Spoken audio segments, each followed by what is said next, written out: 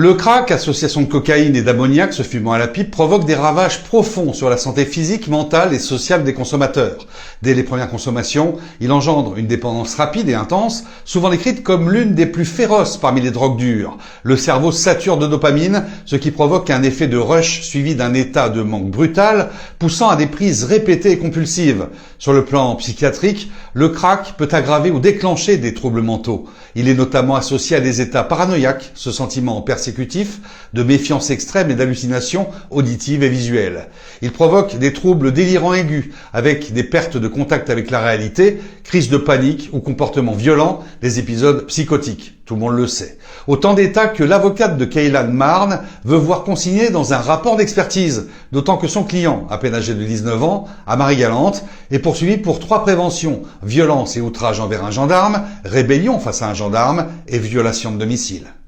Oui, effectivement. Le dossier a été renvoyé au 15 septembre pour une expertise psychiatrique parce que mon client, qui est très jeune, a commis déjà plusieurs faits sur Marie-Galante depuis plusieurs mois et malheureusement, il y a une problématique psychologique, psychiatrique et puis on ne sait jamais si c'est l'œuf ou la poule, les problèmes psychiatriques qui entraînent une consommation de stupéfiants ou des stupéfiants qui révèlent des problèmes psychiatriques. Quoi qu'il en soit, il est important de savoir aujourd'hui si mon client est réellement en capacité de comprendre le jugement qui sera pris à son encontre éventuellement, s'il est réellement responsable de ses actes. S'il est accessible à une sanction pénale, vous attendez une altération ou carrément une abolition? L'abolition, c'est très rare. Oui, réellement, effectivement. Ce que j'attends avant tout, c'est une prise en compte réelle de sa situation et de comprendre que la place des personnes qui sont en réelle difficulté psychologique, c'est pas réellement en prison, c'est réellement une prise en charge globale, une prise en charge à la fois médicale, à la fois sociale, pour que ils puissent vivre dans notre société, parce que c'est ça la question. La prison ne répond pas aux problématiques psychologiques et pour être régulièrement en maison d'arrêt, on sait très bien aussi que les maisons d'arrêt malheureusement sont souvent comprennent un grand nombre de personnes qui ont des difficultés psychologiques, psychiatriques, parfois graves. Et malheureusement, les personnels pénitentiaires se plaignent de cela parce qu'ils ne sont pas formés et ce n'est pas réellement leur travail. Donc il faut des structures d'accompagnement, à la fois des structures d'hospitalisation médicale, mais également des milieux ouverts de manière beaucoup plus développée avec un accompagnement à la fois médical et social. Et on avait appris récemment que le plus souvent, les surveillants ne sont même pas avertis de ces dangers de la situation psychiatrique du prévenu.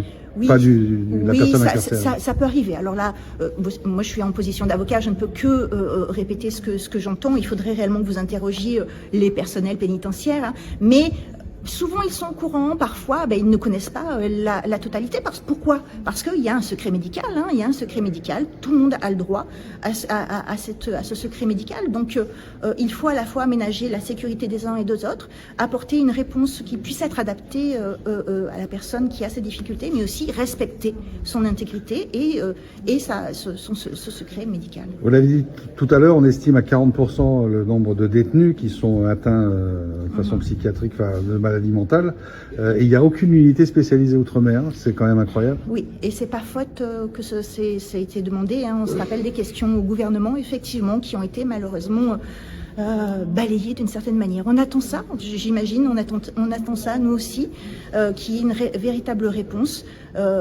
Visiblement, c'est en haut lieu que ça se décide et nous avons bien peu de pouvoir visiblement pour pouvoir faire bouger les choses. Il n'empêche que il faut marteler les choses, que ce soit en audience, au quotidien, comme nous le faisons nous, avocats, mais également les magistrats, les personnels pénitentiaires qui eux aussi se plaignent. Il faut, je pense que toutes les professions qui sont au contact de ces personnes en difficulté et qui posent difficulté à la fois à eux-mêmes, propre souffrance, mais en même temps à nous tous, à notre société, parce qu'il faut que ces personnes puissent être insérées socialement. On ne peut pas en permanence les écarter de notre société.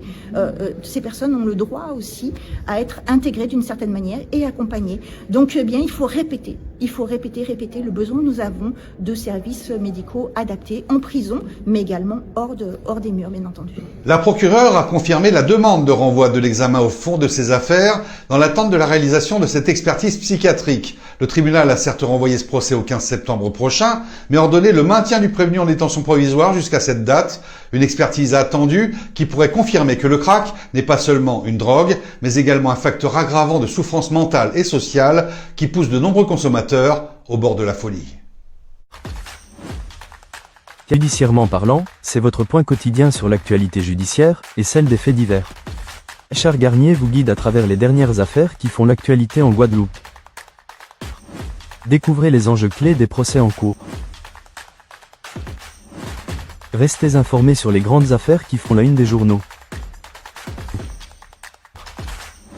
Retrouvez les interviews des acteurs de la justice, les avocats, les procureurs et même les enquêteurs. Rejoignez-nous chaque jour pour ne rien manquer de l'actualité judiciaire guadeloupéenne.